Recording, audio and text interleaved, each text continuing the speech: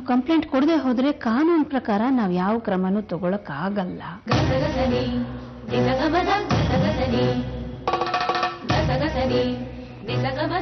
ಈಗ ನಾನು ಏನ್ ಮಾಡ್ಬೇಕು ಅಂತ ನಿಮ್ಮ ಅಭಿಪ್ರಾಯ? ಒಂದ್ಸರಿ ನಮ್ಮ ಅಳಿಯಂದ್ರನ್ನ ಕರೆಸಿ ಒಂದು ಮಾತು ಹೇಳಿದ್ರೆ.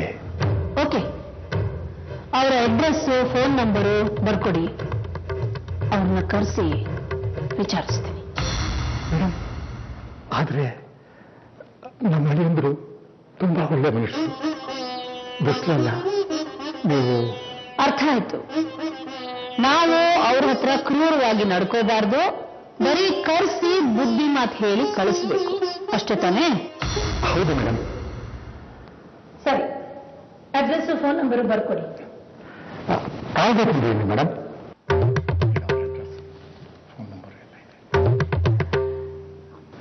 ಸರಿ, ನಾನು ಸುಂದರೇಶ್ ಹತ್ರ ಮಾತಾಡ್ತೀನಿ. ಆಯ್ತು ಮೇಡಮ್, ನಿಮ್ಮಿಂದ ತುಂಬಾ ಉಪಕಾರ ಆಯ್ತು. ನಾನು ಬರ್ತೀನಿ ಮೇಡಮ್.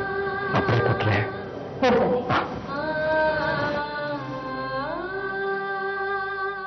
ಮನೆಯೊಳಗೆಲ್ಲ ಬರೋ ಅಷ್ಟು ಪುರ್ಸೊತ್ತಿಲ್ಲ, ಸ್ವೀಟ್ಗೇನು ಹಾಕಲ್ಲ, ನೇರವಾಗಿ ಮಾತಾಡ್ತೀನಿ. ಅರ್ಜೆಂಟಾಗಿ ನನ್ಗೊಂದು ಮನೆ ಬೇಕು ಅಷ್ಟೇ. ಆಯ್ತಮ್ಮ, ಕೊಡ್ಸೋಣ, ನಿಮ್ಗಿಲ್ಲ ಅಂತೀನಾ? ಅಲ್ಲ, ಈಗಿರೋ ಮನೇನು ಚೆನ್ನಾಗಿತ್ತು, ಓನರು ಒಳ್ಳೆಯವ್ರೆ. ಅವರು ಒಳ್ಳೆತನ ಕಟ್ಕೊಂಡು ನನ್ಗೆ ಏನ್ರಿ ಆಗ್ಬೇಕು? ನಾವೀಗ ಮನೆ ಬಿಡ್ತಾ ಇದೀವಿ, ಬೇರೆ ಮನೆ ಕೊಡ್ಸಕ್ಕಾಗುತ್ತಾ ಇಲ್ವಾ ಅಷ್ಟು ಹೇಳಿ.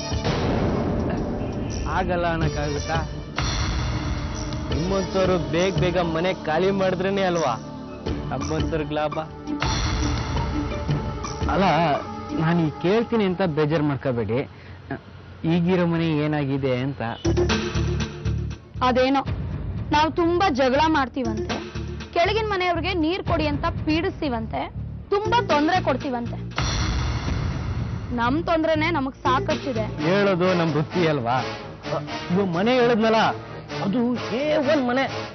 ಒಂದ್ ಸಲ ನೀವು ನೋಡ್ಬಿಟ್ರೆ ಇದೇ ಮನೇನ ಫಿಕ್ಸ್ ಮಾಡೋ ಅಂತೀರಾ, ಡಬಲ್ ಬೆಡ್ರೂಮ್. ಆದ್ರೆ ಒಂದ್ ವಿಷಯ, ನಾನು ಆಕಾಶ್ ಏನು ನಾವ್ ಹೇಗಿದೀವಿ ಅದನ್ನೆಲ್ಲ ಓನರ್ಗೆ ಸತ್ಯನೇ ಹೇಳ್ಬೇಕು. ಹಿಂದಿನ ಮನೆಯವ್ರು ಹೇಳ್ದಾಗೆ ಸುಳ್ಳು ಪಳ್ಳು ಹೇಳ್ಬಾರ್ದು. ಸುಳ್ಳ? ನಾನಾ? ನೀವೇ. ನಾವಿಬ್ರು ಮದ್ವೆ ಆಗಿದೀವಿ, ಗಂಡ ಹೆಂಡತಿ ಅಂತ ಸುಳ್ಳು ಹೇಳಿರ್ಲಿಲ್ಲ ನೀವು.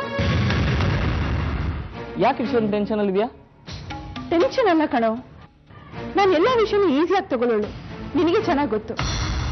ಆದ್ರೆ ಒಂದೊಂದ್ಸಲ ಏನಪ್ಪ ಇದು ಅಂತ ಅನ್ಸಕ್ ಶುರುವಾಗ್ಬಿಡುತ್ತೆ. ಅನುಷ, ಏನಿನ್ ಸಮಸ್ಯೆ?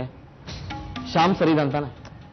ಇಬ್ರು ಸರಿ ಇದಾರೆಪ್ಪ, ಆದ್ರೆ 50 ವರ್ಷದಿಂದ ಹೇಗಿತ್ತೋ ಅದಕ್ಕಿಂತ ಒಂದು ಚೂರು ಬದಲಾಗಿಲ್ಲ. ಅದೇ ಶಿಸ್ತು, ಅದೇ ಸಂಪ್ರದಾಯ, ಆಚಾರ ವಿಚಾರ. ಒಂದೊಂದ್ಸಲ ಉಸಿರು ಕಟ್ಟಾಗ್ಬಿಡುತ್ತೆ. ನೋಡನುಷ, ನಿಮ್ ಪಾಡಿಗೆ ನೀನ್ ಇದ್ಬಿಡು, ಅದನ್ನೆಲ್ಲ ನೋಡಕ್ಕೆ ಹೋಗ್ಬಿಡ. ಅವ್ರ ಪಾಡಿಗೆ ಅವ್ರು ಇರ್ಲಿ, ಅವ್ರು ನಿಮ್ ತಂಟೆಗೆ ಬರ್ತಾ ಇದ್ರೆ ಸಾಕಲ್ವಾ? ಅದೇ ನನ್ ಪ್ರಾಬ್ಲಮ್.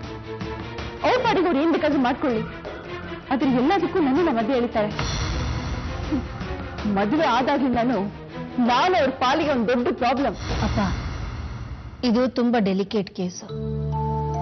ಪಂಕಜ ಮಗು ಜೊತೆಗೆ ತವ್ರ ಮನೆಗೆ ಹೋದಾಗ ಮಗು ಅಕಸ್ಮಾತ್ತಾಗಿ ಬಾವಿಲಿ ಬಿದ್ದು ಸತ್ತೋಯ್ತು. ಪಂಕಜನ್ಗೆ ತುಂಬಾ ಶಾಕ್ ಆಗೋಯ್ತು.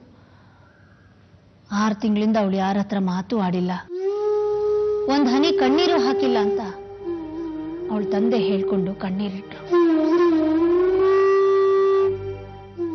ಆದ್ರೆ ಸರ್, ಅವ್ರ ಗಂಡ ಸುಂದರೇಶ್ ಇದ್ಯಾವುದಕ್ಕೂ ಕರೆಕ್ಟಾ ಇಲ್ವಂತೆ. ಮಗುವಿನ ಜೊತೆ ತವರಿಗೆ ಕಳ್ಸಿದ್ದೆ, ಮಗು ಜೊತೆನೆ ಬಾ ಅಂತಿದಾರಂತೆ. ನನಗೆ ಸೆಂಟಿಮೆಂಟ್ಸ್ ಅರ್ಥ ಆಗಲ್ವಾ? ನೀವು ನಿಮ್ಮ ಸರ್ಕಾರ ಸೇರ್ಕೊಂಡು ಏನ್ ಮಾಡಿದಿರಿ ಹೇಳು?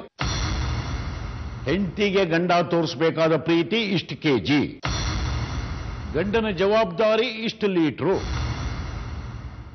ಗಂಡ ಹೆಂಡತಿ ಕರ್ತವ್ಯ ಇಷ್ಟು ಕ್ವಿಂಟಾಲ್. ವಿಜ್ಞಾನದ ಪುಸ್ತಕದ ಲೆಕ್ಕಾಚಾರನ, ಕೋಷ್ಟಕನ ಗಂಡ ಹೆಂಡತಿ ಸಂಬಂಧಕ್ಕೆ ಗಂಟು ಹಾಕಿದ್ದೀವಿ.